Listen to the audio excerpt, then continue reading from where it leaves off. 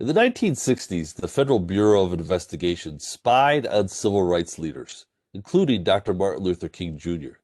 Today's guests tell that story in a powerful documentary that shines a light on race, power, and the politics of personal destruction.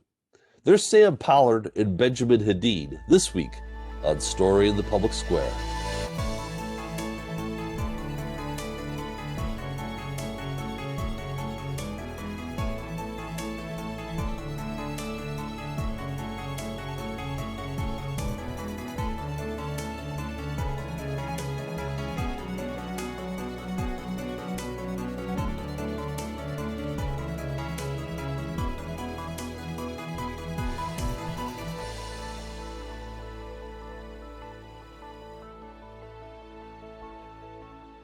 Hello and welcome to Story in the Public Square, where storytelling meets public affairs.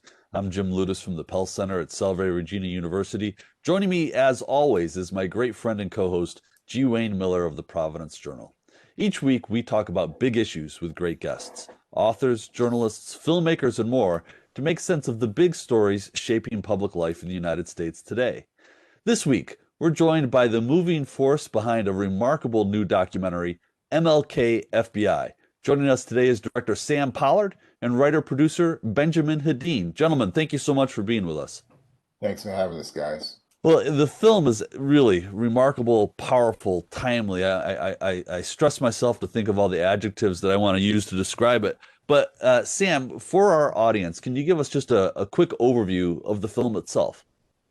Well, the film looks at Dr. King's ascendancy in the late 50s and early 60s. And after he did his March on Washington, I Have a Dream speech, the FBI, led by J. Edgar Hoover, said he's the most dangerous Negro in America. And so their job from that point on was to discredit and destroy his reputation. They initially started by surveilling, wiretapping him with the consent of the Attorney General, Bobby Kennedy, because they thought he was flirting with communism because of his very close relationship with a gentleman named Stanley Levinson, who had been a former member of the Communist Party. But in wiretapping Dr. King and his associates, they realized and learned that he was having affairs with other women besides his wife, Coretta Scott King. So they then went on that track to not only wiretap but bug his hotel rooms when he traveled around the country, and they gathered together a lot of information of Dr. King with other women and other situations. And they tried to get the press to grab onto it, but the press didn't. And then they went so far as to create a letter, basically written by William Sullivan, telling King, "We know what you've done, we know who you are, and you have to do something about it," and basically intimating that he should kill himself. And on top of that, not only writing that letter, they also sent an audio tape to his wife, Coretta Scott, supposedly of Dr. King in a situation with other women. So it was the story of King's ascendancy and the struggles he had to face at the same time as he was being surveilled by J. Edgar Hoover and the FBI, and looking at and digging into the mythology of the FBI.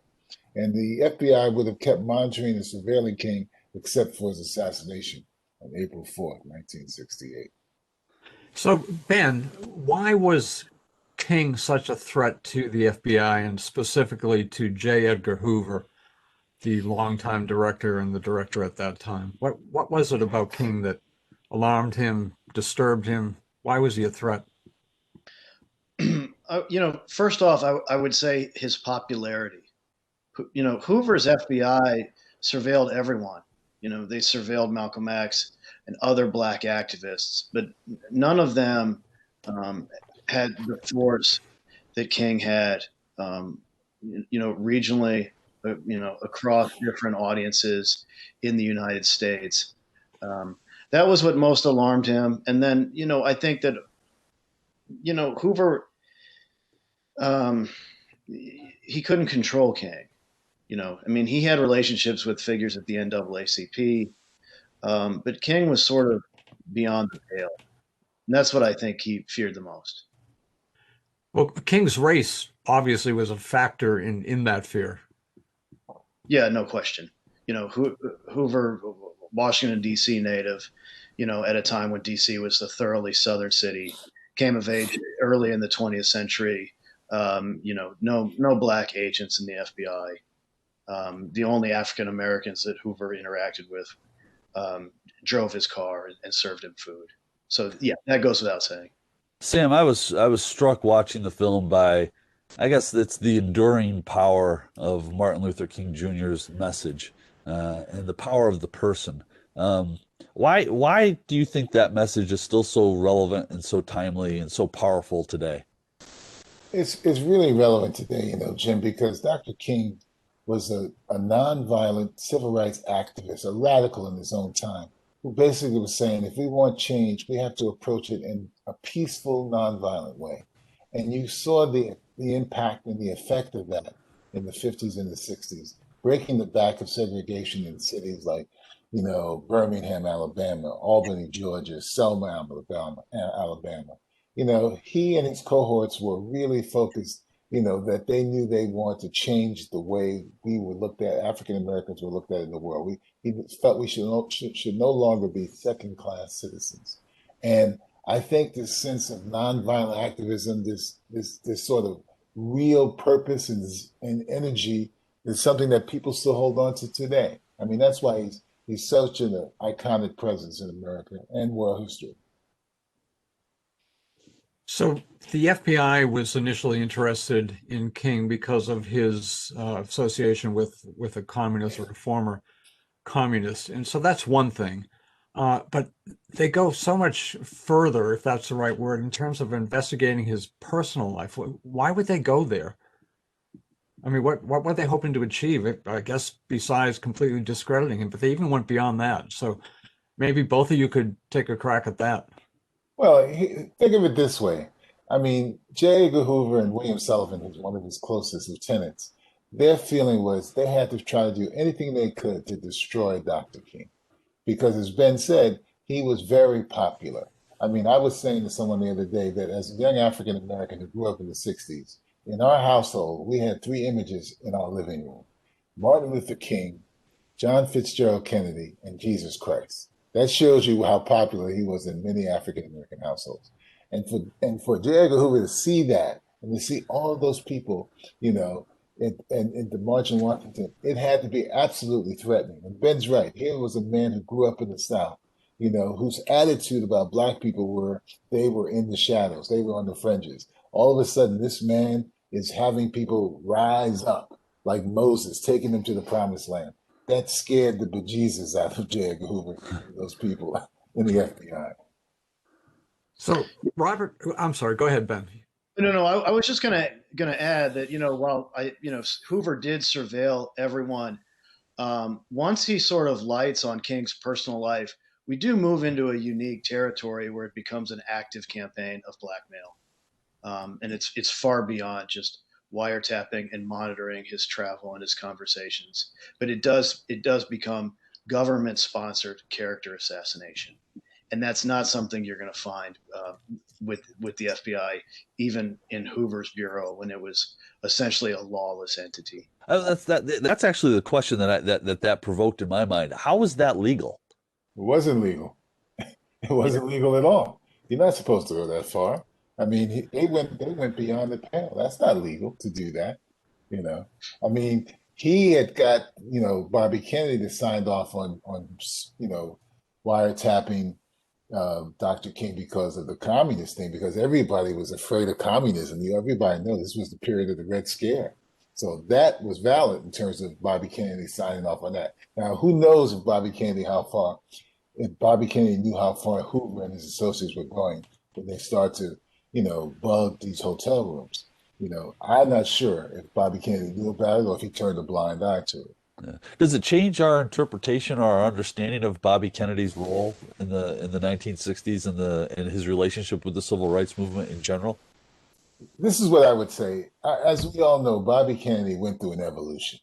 He went through a change. I mean, he had a certain attitude and philosophy in the late 50s and early 60s. But by the time, as we all know, he ran for president, he had evolved. I mean, there's this great story that Harry Belafonte tells about how Bobby Kennedy came to his house when Dr. King was there and other activists were there, and they put Bobby Kennedy's feet to the fire about his philosophies and attitudes.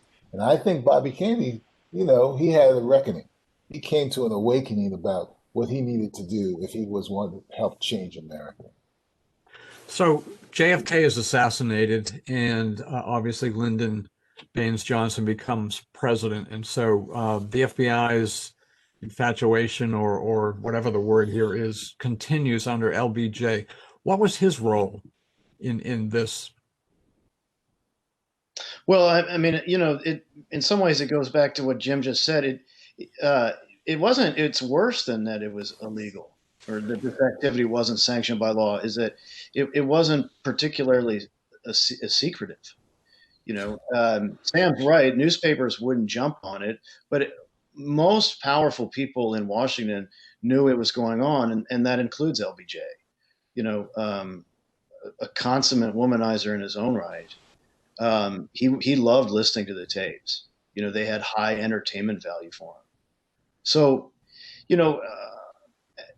he's obviously, what he did to get the Voting Rights Act passed was monumental, and it meant that he was bonded with King in a sense in the public sphere. But that doesn't mean he discouraged or dissuaded Hoover from continuing to monitor King. I'm curious about the role of the press. You used the term that they did not jump on this. Why? It was a different time. It was a different world we lived in at the time. I mean, the press's job at that time was to look at politicians just from the sort of their political perspective. They didn't go into their personal lives like we do today, like the press does today. I mean, everything is fair game today. But back then, they knew about a lot of these dark secrets of these people. I mean, they knew about John Kennedy's affairs. They knew about LBJ. Right. They didn't go there back then. I mean, it was a different sort of philosophy about how you approach and report these politicians. One of the things that really struck me was the portion of the film that focuses on the Nobel Peace Prize that Dr. King received, and it seemed the reaction from J. Edgar Hoover was to pick a public feud with him and call him a liar. What so irked Hoover about King receiving the Nobel Peace Prize? Well, here's a man. His agents have been wiretapping and bugging, and they're learning that he's not monogamous, that he has affairs, that he probably drinks. I think he even smoked, Dr. King. This is supposed to be a good Christian man, and then this man's getting the Nobel Peace Prize. For J. Edgar Hoover, that's like a major slap in the face. It's like, how can you give this man the Nobel Peace Prize? Because he's basically deceitful.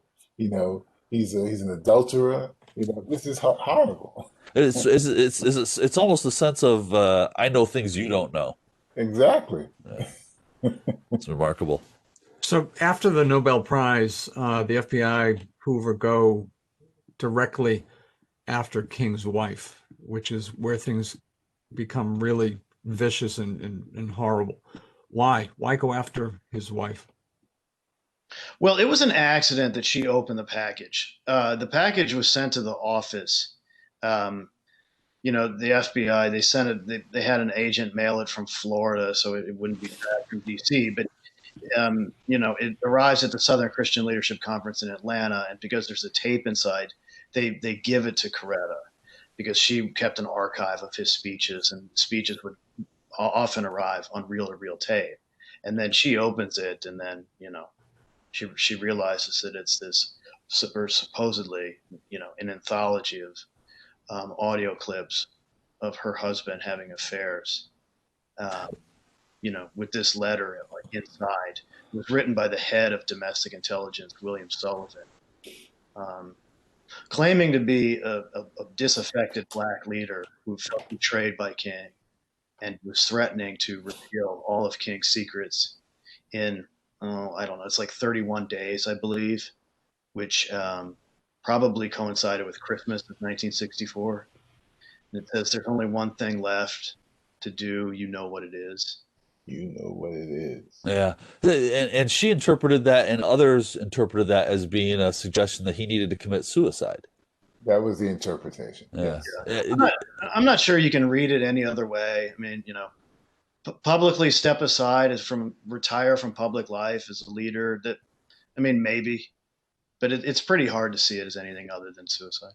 And one of the questions that lingered in my head was I think there's a question about it seems like the question's pretty well resolved about whether or not he was monogamous. But is were the audio tapes, was all of the evidence that they tried to leak, was it all legitimate, or was there disinformation, to borrow a seemingly contemporary word, that was mixed in with it? I would say this, Jim. I'm an editor for many years, and I would believe very strongly that they doctored those tapes, that they edited those tapes for their own purpose. So trust me, I've edited lots of stuff, and I know how to doctor stuff too. So they definitely edited those tapes. Did you come across any suggestion or evidence that there might have been a would-be whistleblower inside the FBI? I mean, today whistleblowers are fairly well known or common, or at least sometimes, do the right thing. Any evidence that this was the case back then? Somebody in Hoover's inner circle, or somebody on the periphery who might have known about this and might have wanted to blow the whistle? No, I mean, not even no evidence. It would be hard to admit even the possibility of that, just because Hoover was so feared, and because he hired and encouraged agents in his own image.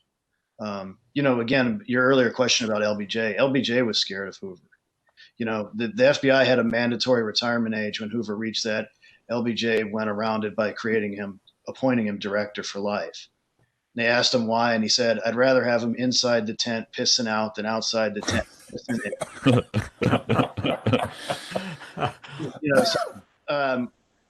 To be held in such fear by everyone, I don't think makes it possible that somebody would blow the whistle.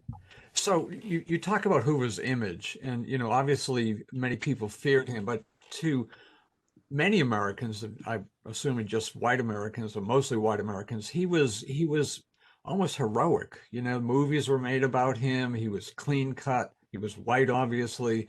He was male. But Wayne, see, this is where I think you're wrong. I was a young black man in '64, and I thought he was heroic. I mean, Wow. I watched all those old movies about the FBI, Big Jim McClain with John Wayne, the FBI story with Jimmy Stewart. I bought into that TV show on ABC, Alfred Emmys Jr., the FBI. I thought the FBI was the cat's pajamas, man. I thought they were like fantastic. Well, Sam, I think you and I are of the same generation, and you talked about the images you had in your house growing up. And as the son of an Irish Catholic woman and a Yankee father, my mother was, daughter of immigrants. We had Jesus in our house, and we had Kennedy in our house, Yeah, JFK. So yeah. these are icons, and I do have memories going back to the '60s, the early '60s, of Hoover, and being a young person, didn't really, obviously didn't know any of this was going on. But you're right, he was like John Wayne, running the FBI, for lack Yeah, of a better. that's right. He had that image was really powerful, is what I'm driving at here. Yeah, it Yeah. was. Yeah, and also, to move it out just a little more broadly, it's not entirely an anachronism, the mythology about the FBI. I mean, there's a show called the FBI on Sunday night network television now, so it's not something that our culture has entirely gotten beyond. Exactly. No, Exactly, you're man. absolutely right. You're absolutely right, and Well, we've seen that play out in real time, during the last 4 years, and Well, in the and last year in particular, we saw massive civil rights protests in the cities of America, from coast to coast, quite literally. We've also seen real extremist movements materialize and even storm the United States Capitol. I wonder if your understanding of the history of the 1960s and the role of the FBI, and not just surveilling, but actually interacting with protest movements in that era, gives you any particular insight about what the appropriate role of federal law enforcement should be given today's challenges. Well, here's my reaction, Jim. Listen, I think it's very difficult for us to say that the FBI is going to always do the right thing. I mean, what is their job? Their job is to monitor any organization, be it on the left or the right, that they feel may what undermine their notion, their philosophy of American democracy. So it could be white extremists, or it could be people from Black activist organizations. The challenge to me for the FBI is to be able to look at these organizations and to be able to seed out and understand that, you need activism for there to be change in America, and you shouldn't be frightened of it. I mean, sometimes you should be, but sometimes you got to be able to monitor it. The question I ask about the FBI today, particularly when it comes to January 6th, with all of the tools at their fingertips, and all the things that they can do now in terms of surveilling and monitoring extremist organizations, how come they seem to be late to the party for January 6th? I mean, to me, that's a big question. I mean, the FBI and other law enforcement organizations were not late to the party when the Black Lives Matter people were protesting in DC in August, but all of a sudden they seem to be late to the party for January 6th. I'm a little confused. Yeah, Sam, I think a lot of people are. Do you even have a theory as to why that might be? Obviously, you're not inside the FBI. What's your hypothesis? Here's my hypothesis: is that America, the hypocrisy of America is that if people don't look like them, they're nervous about them. When people look like them, they say, "Well, it can't be but so bad," I mean, it's amazing. I mean, you've seen those pictures of the National Guard out in force in front of the Capitol building. Sure, of course. None of those Black Lives Matter protesters could have gotten through. But all of a sudden, you see no force, National Guard force out in front of the Capitol, and the people on January 6th were just able to bombard the place. And because there's this mindset in America that when they look like you say they're not so bad. I mean, don't you remember, G. Wayne, watching these old westerns when they were going to lynch a black man or a bad guy, and the peace officer would say, "Guys, don't do it. It's not going to be right," and he would just sometimes step out of the way and let them do it. That's America, man. No, you're right, and look, it's been America for hundreds of years. Hundreds of years. Look at what white Europeans thought of the people they found, Native Americans, whose land this was for centuries before. They didn't look like them, and we know about the genocide and the continuing mistreatment of indigenous American people. It's disgraceful, but it's the American story, though. But it's also the story of this notion, and it takes place in the world. It's this notion of us against them. If you don't look like me, you don't talk like me, there's a problem. And I just worked on this series called Why We Hate. And that's one of the things I learned in this series. There's always this us against them thing that builds and builds and builds that leads to war. We see it in Israel. We see it in Bosnia. We see it every place, Has Why We Hate been broadcast or shown? It was on Discovery. I'll have to check it out. It sounds good. It sounds great. Hey, Ben, we've got to talk about 2027. So well, I'll let you describe what happens in 2027. Sure, but yeah, it's a long story. But when Congress investigated the surveillance in the 70s, there was a lawsuit brought, and the federal judge in 1977 ordered the tapes that the FBI made surveilling King to be placed under seal for 50 years. So when that seal is lifted, I mean, I suppose the president or the director of the National Archives could keep them hidden. I'm not sure for what defensible reason. So, we're all prepared for this enormous release of tapes of King in 2027. And, I think that the only proper attitude to have is just, anything is possible. It's possible that we already know everything, and this is just additional texture and shading. It's possible there's some stuff on there that is very incriminating and does change our view of Dr. King, perhaps. But it's also possible that nothing happens, that the tapes don't particularly, they're just hard to understand.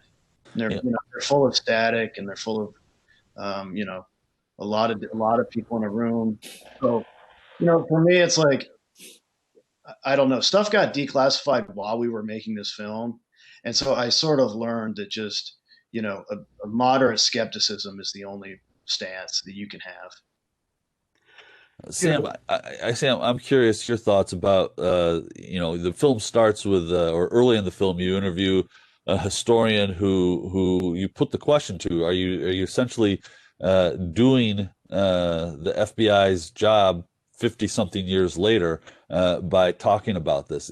Should these tapes be released? Are we doing a disservice to MLK and his legacy by even talking about this? Well, here's my answer to that question, Jim. If the tapes haven't been doctored or edited, so only the